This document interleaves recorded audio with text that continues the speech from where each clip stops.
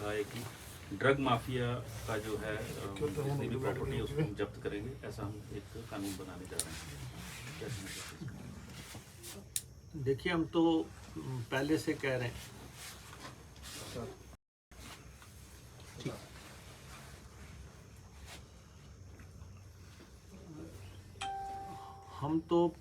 कह रहे हैं कि माफिया के खिलाफ जो है निर्णायक कार्रवाई होनी चाहिए।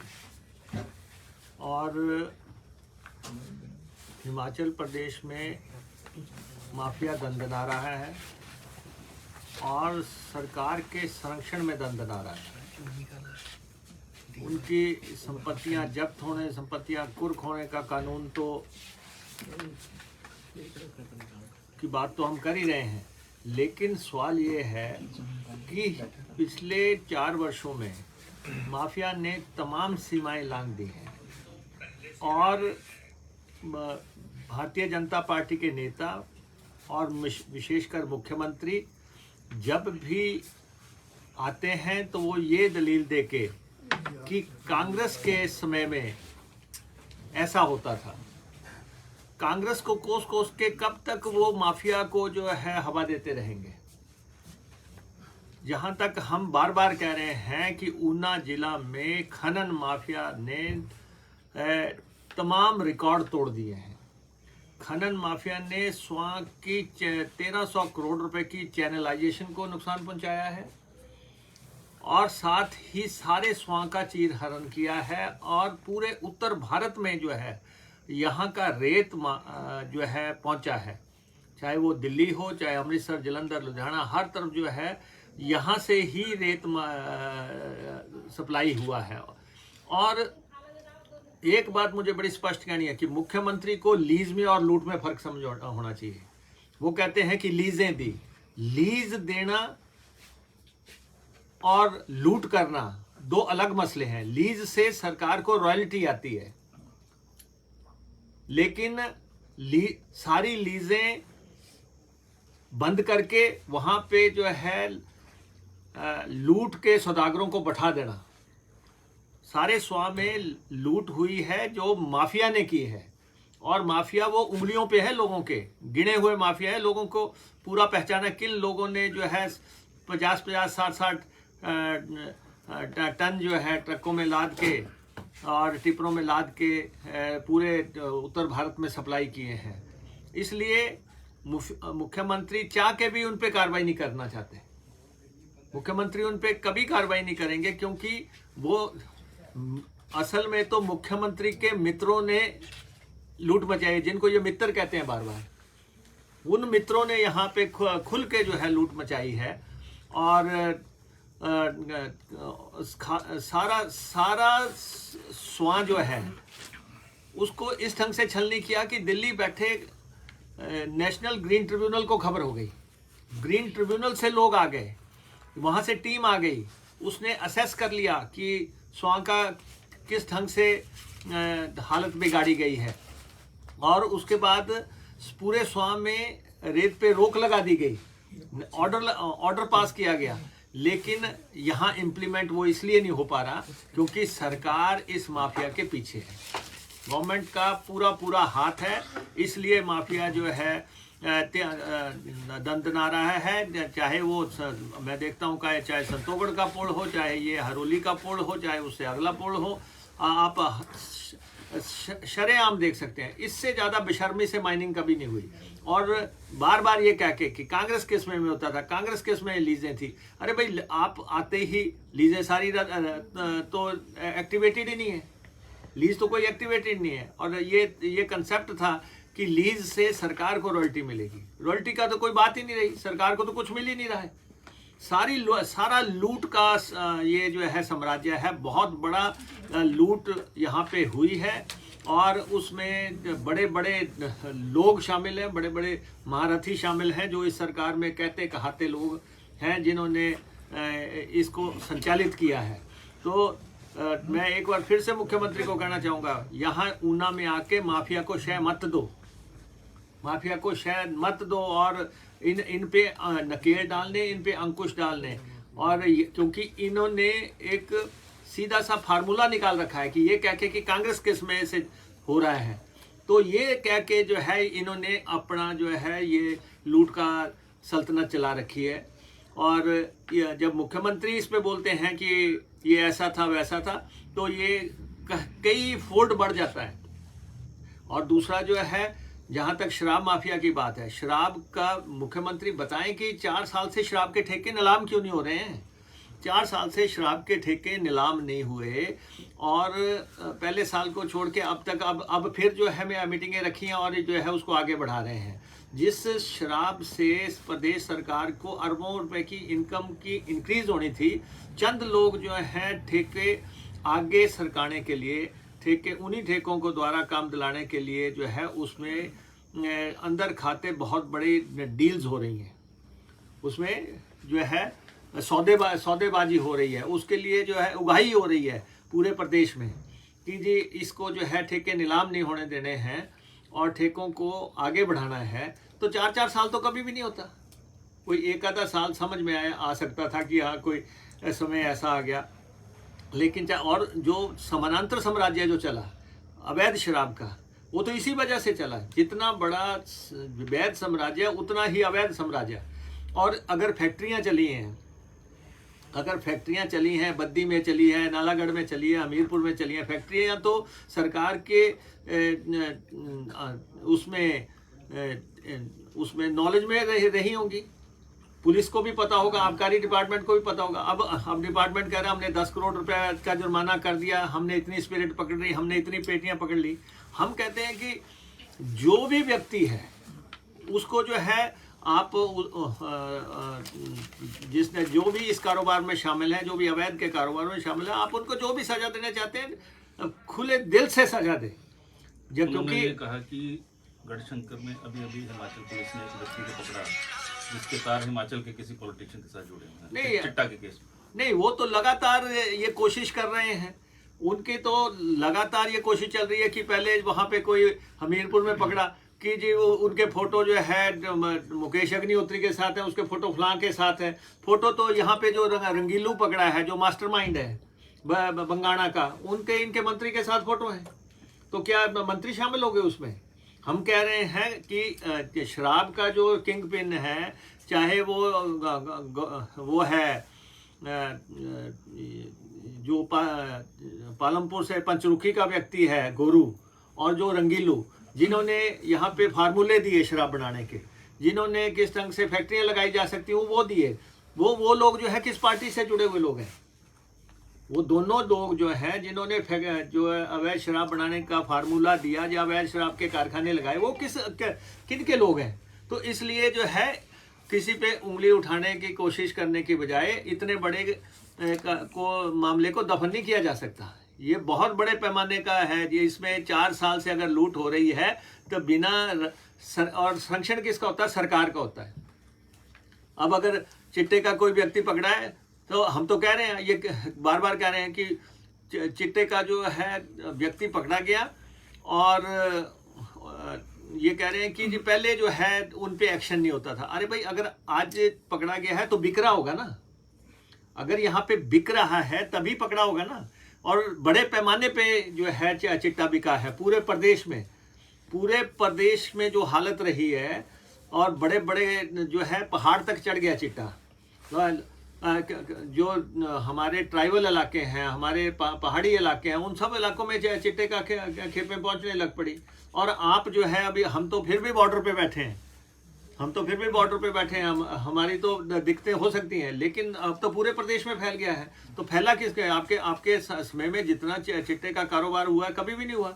आप जो है उसका निकालते रहे तारे, आप जोड़ो जिस मर्जी से है, आपके पास एजेंसियां हैं, आप जो मर्जी करो, लेकिन अपने पापों का जो है किसी पे ठीकरा नहीं फोड़ पाओगे आप, जितनी मर्जी कोशिश कर लो। आप लगातार कोशिश ये कर रहे हैं कि जितना भी अवैध कारोबार है, यहाँ इतने पेड़ कट रहे हैं, कौन कटवा रहा है? किसके थानों में फोन जा रहे हैं कि जी माइनिंग वालों को छोड़ दो? कौन माइनिंग अफसरों को धमका रहे हैं यहाँ पे कि आप जो है कार्रवाई नहीं करेंगे? आप कैसे चले गए वहाँ पे ट्रकों को पकड़ने? कौन जो है कर्मचारियों को कह रहे हैं आप चालान नहीं करेंगे? कौन जो है थानों में फ़ोन कर रहे हैं कि आप फलां को छोड़ो, इसको छोड़ो। ये सारी दुनिया को पता है। माफिया का एक बहुत बड़ा साम्राज्य कायम हो गया है। ठेकेदार माफिया, तबादला माफिया, दूसरे वन माफिया, ड्रग माफिया, और ये अब कलई खुल चुकी है, पोल खुल चुकी है।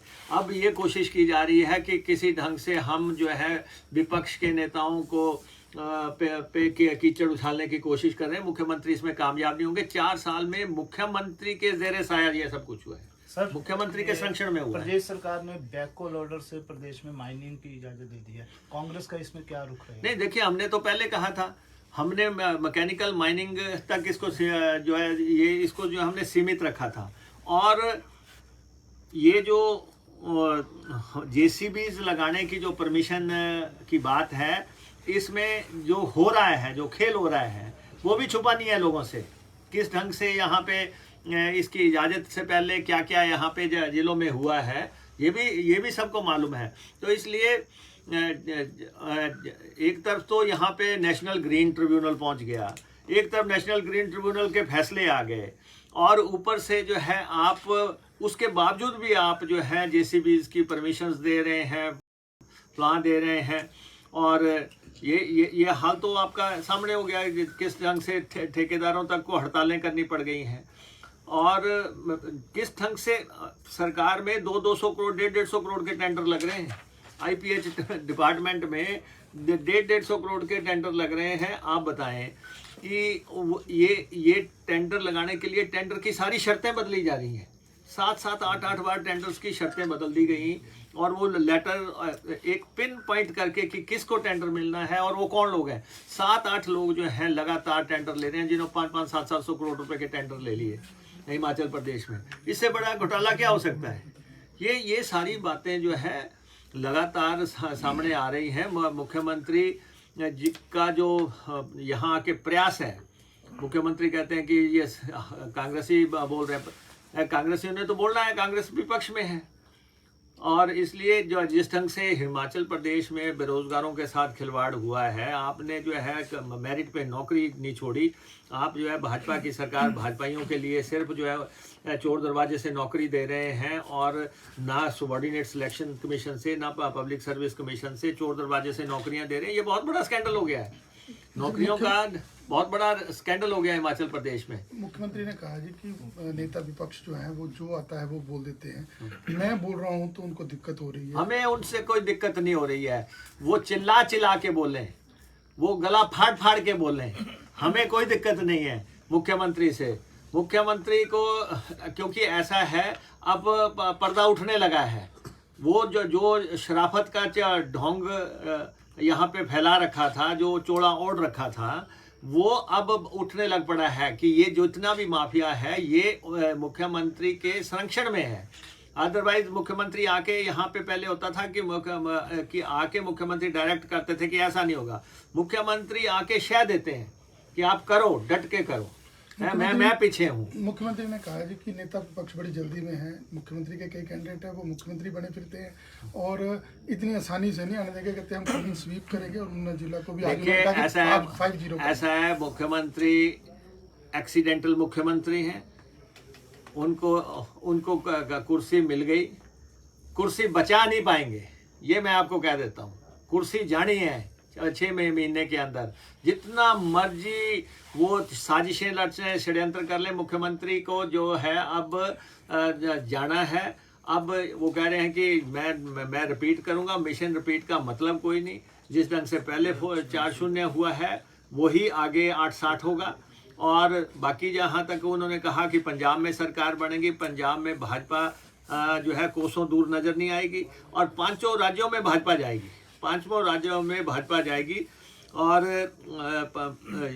मुख्यमंत्री की ये सोच कि हिमाचल प्रदेष में वो जो है लुभावने फैसले लेके या जो है कुछ षड्यंत्र करके सत्ता में काबिज रह जाएंगे, ऐसा नहीं होगा। तो मुख्यमंत्री ने कहा जी कि हमने 60 यूनिट बिजली फ्री की, तो नेता विपक्ष और कांग्रेस को दिक्कत है।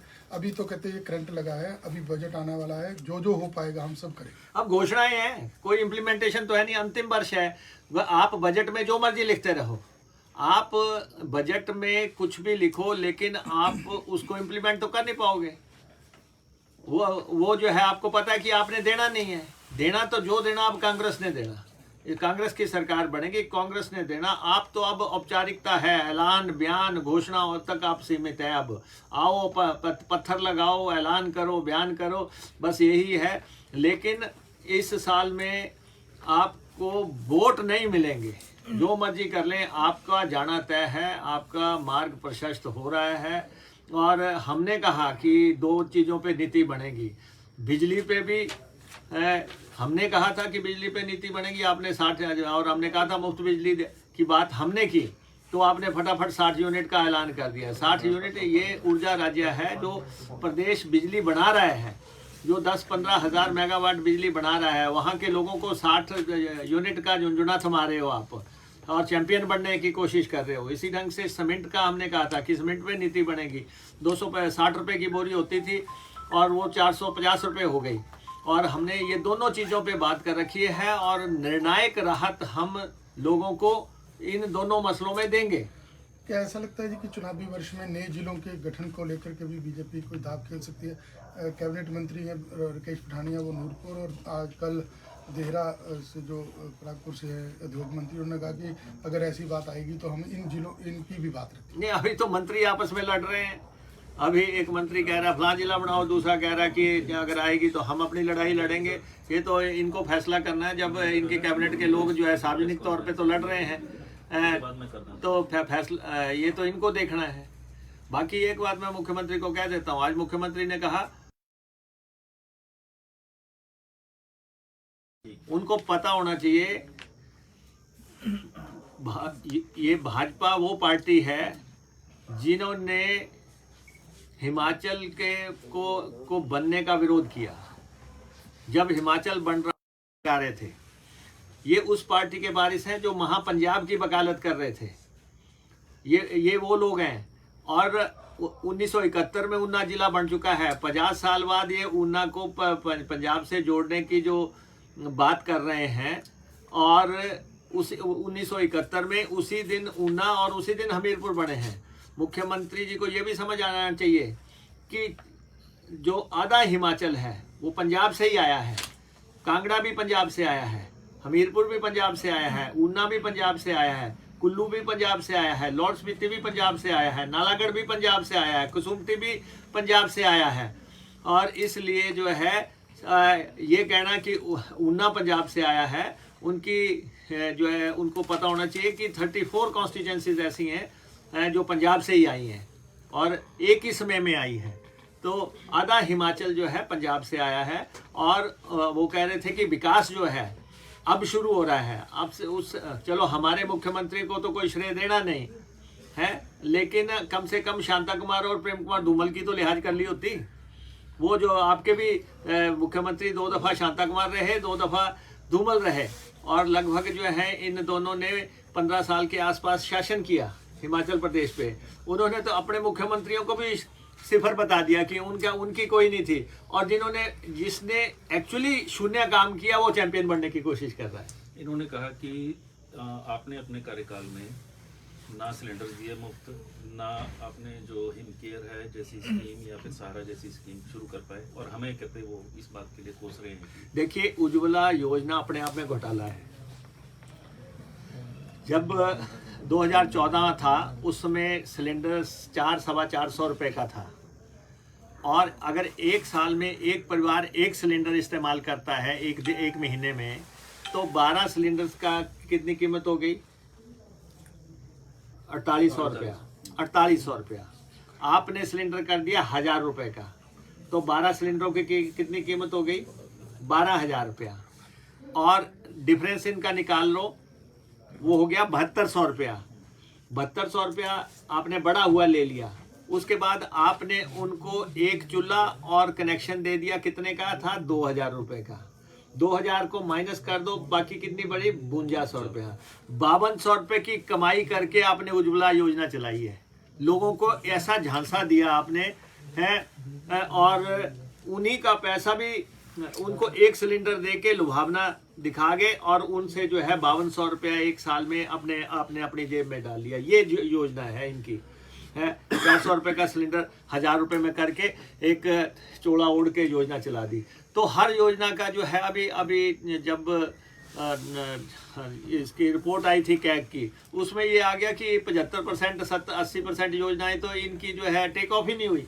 जिन जिन योजनाओं की इन्होंने अनाउंसमेंट की है वो टेक ऑफ ही नहीं हो पा रही हैं। तो इसलिए अब कुछ और कर देंगे योजना अनाउंस है। अब सिर्फ घोषणाओं के सिवाय जयराम के पास कुछ नहीं है। जयराम की मियाद पूरी है, समय पूरा है, अब जाने की बारी है। इसलिए बौखलाहट है, इसलिए तिलमनाहट है, इसलिए जो है राजनीतिक विरोधियों पे हमले करने की कोशिश हो रही है। सर, कर्मचारी अभी खुश नहीं है और आउटसोर्स वाले जो है वो भी उनकी नीति नहीं बन पा रही। नहीं, आउटसोर्स वालों के बारे में नीति की हम बार बार बात कर रहे हैं। हम कह रहे हैं कि आउटसोर्स कर्मचारी के भविष्य को तय करना चाहिए। उनके पैसे की बात नहीं है कि उनको पैसा बढ़ा के दे दिया जाए या जो है ठेकेदारों को दे दिया जाए। उनके बारे में नीति कि उनको सरकारी सेवा में लाने के लिए कब कदम उठाए जाएंगे। आउटसोर्स है जो, और दूसरा जो है हमारे करुणामूलक जो है उनको एक मुश्त नौकरी देने की बात है। ये सारे मसले इंटर रिलेटेड मसले हैं। और हम जहाँ तक पेंशन का सवाल है, हम बार बार कह चुके हैं, ओल्ड पेंशन स्कीम हम लागू करेंगे, ये हमारी कमिटमेंट है। बजट आ रहा है, मुख्यमंत्री को ओल्ड पेंशन स्कीम का ऐलान करना चाहिए। ये वाजपेयी जी की सरकार जो केंद्र में थी, उसने कर्मचारियों से बहुत बड़ा अन्याय किया था। इससे बड़ा अन्याय हो नहीं सकता और जयराम सरकार को उसको बहाल करना चाहिए। और क्योंकि कर्मचारियों की मांग है और हम इसकी बार बार बात करते आए हैं।